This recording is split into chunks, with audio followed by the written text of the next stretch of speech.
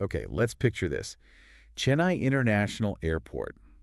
You know the scene, right? It's that uh, familiar, controlled chaos. People rushing about, announcements echoing, families wrestling with luggage. Uh-huh. The usual airport buzz. Yeah. Last-minute coffee runs, security queues. Exactly.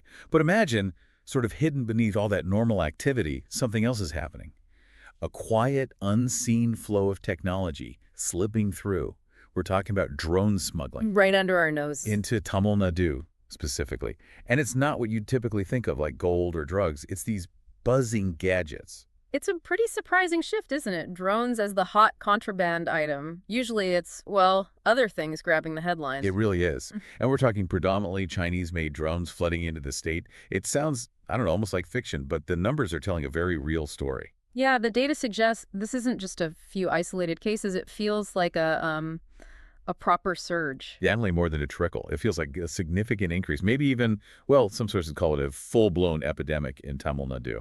Wow, okay. And what are the numbers actually showing? You mentioned data. So get this. In the last financial year, 2024-25, Chennai Air Customs alone seized at least 200 Chinese drones 200 just at the airport. just at the airport.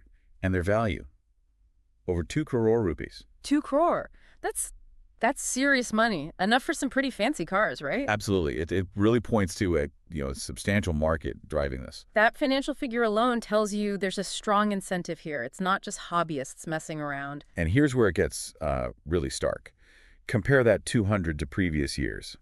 In 2019-20, they seized 67. Okay. Then in 2023-24, it actually dropped to just 30. 30, and then jumps to 200. Exactly. That leap, it just screams acceleration, doesn't it? Something has changed dramatically. That kind of exponential rise, yeah, it points to something significant. Maybe the smuggling networks got better, or demand just exploded, or maybe both.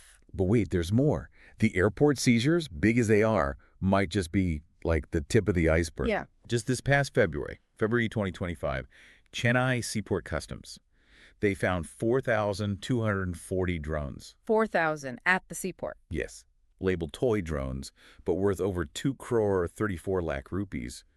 The sheer volume is just mind-boggling.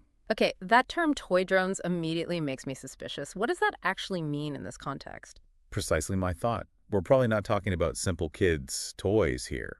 Many of these could easily be, sophisticated models, high-end stuff, maybe DJI, packed with features. Right, high-res cameras, good flight times, GPS capable of capturing serious footage. Not exactly a toy. Not at all. It really shows how that line between recreational and capable surveillance tool is getting incredibly blurry. Uh-huh. And look, this isn't just a Chennai issue, though it seems to be a hotspot.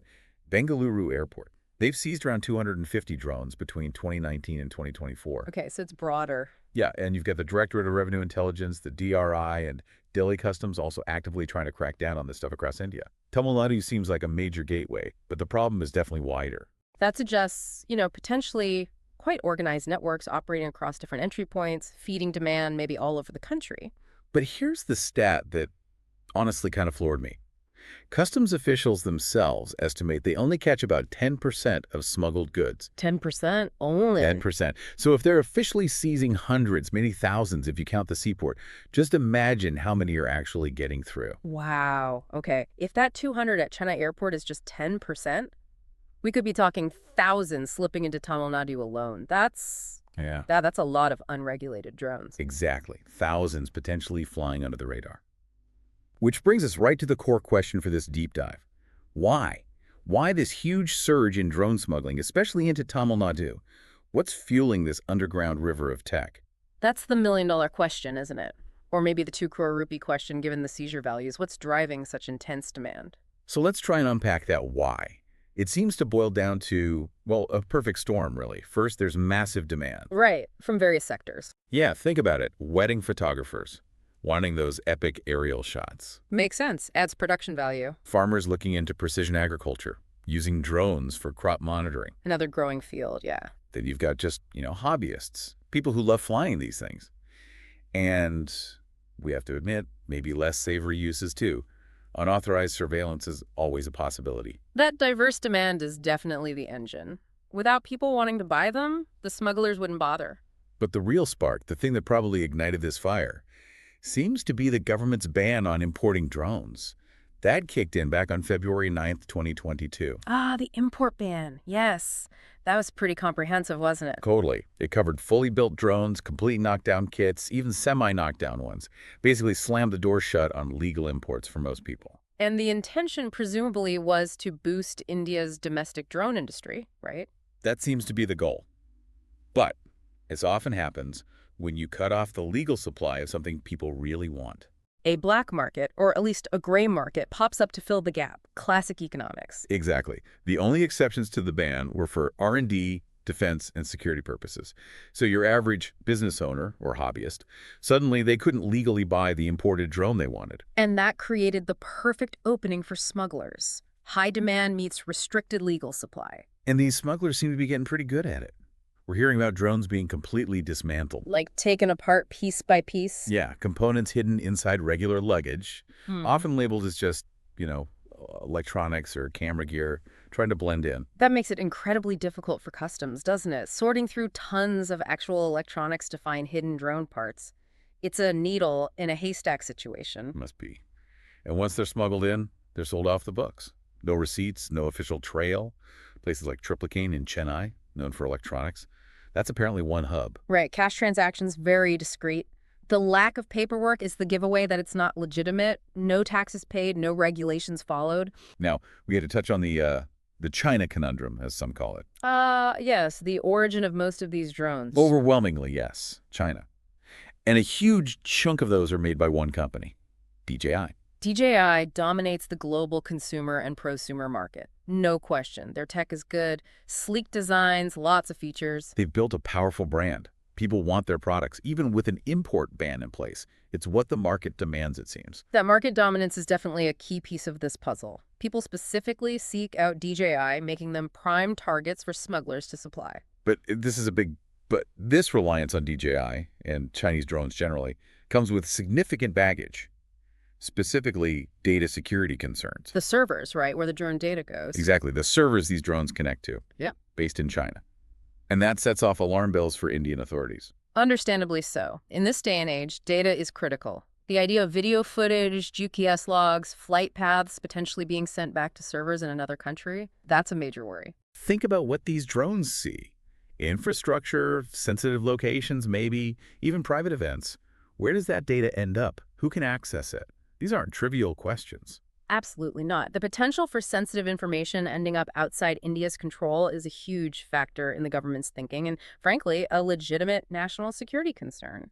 Someone who knows this field well, L. Karthikeyan, he's a DGCA-certified remote pilot instructor, he shared a pretty startling statistic. Oh, yeah. What's that? He estimates that only about 10% of drones actually flying in India right now are locally made. Only 10%, even after the import ban designed to boost local manufacturing. That's what he reckons. The other 90%, foreign-made, mostly Chinese. It really highlights the mountain India's domestic industry has to climb. Wow. That shows just how entrenched DJI and others are and how tough it is for local players to compete on features, price, maybe just brand recognition.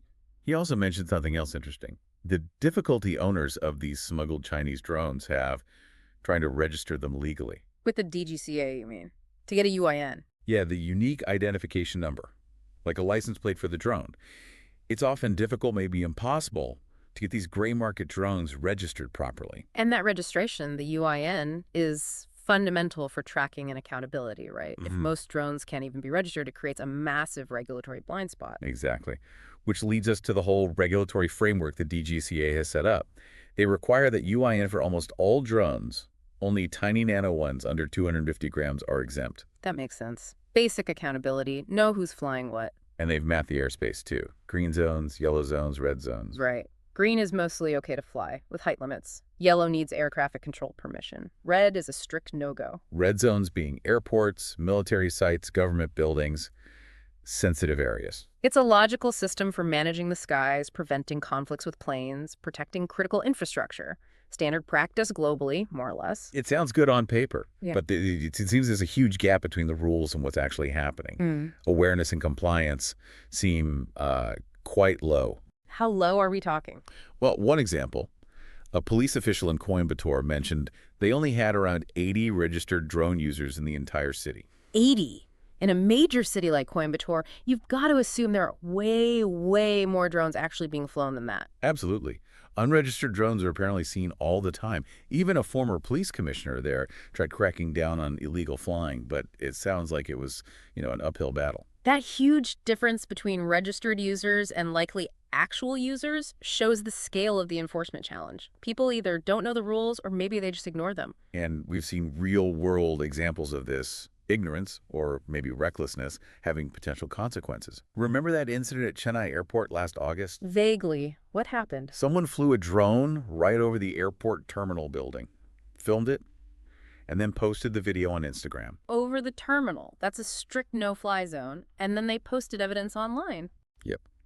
Incredible, isn't it? Oh, yeah. Shows a complete lack of awareness, or maybe just blatant disregard for the rules and the risks.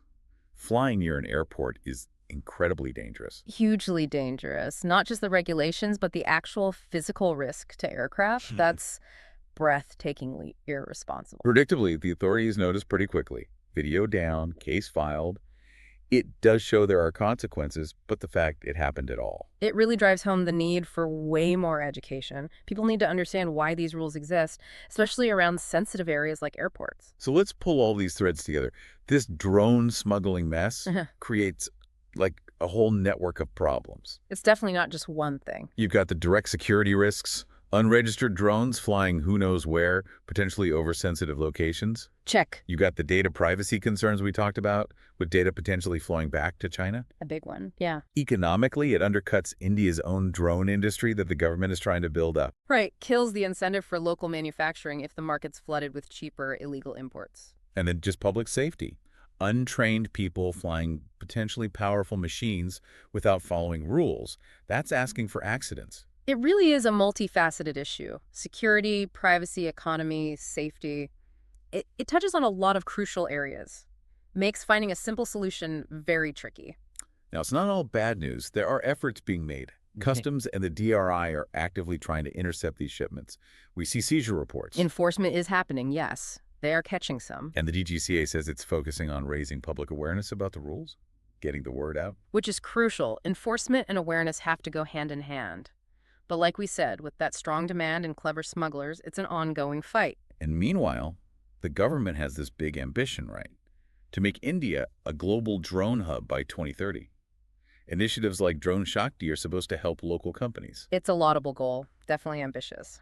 But going back to what L. Karthikeyan said, if 90% of drones currently in use are foreign, mostly Chinese, we have a long way to go to compete with the likes of DJI, don't we? A very long way.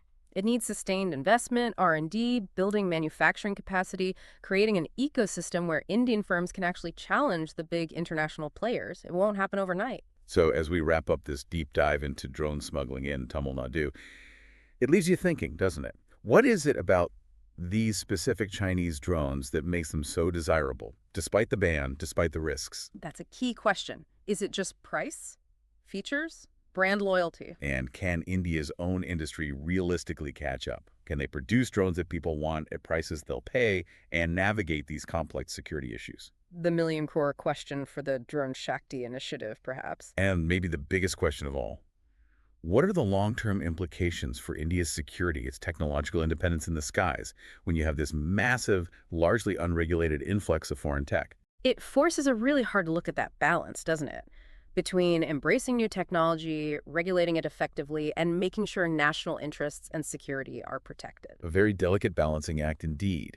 Something that needs careful thought to ensure India's future in the air is innovative, yes, but also secure and ultimately self-reliant. Absolutely. It's about finding that path forward where technology serves the nation's goals safely and securely.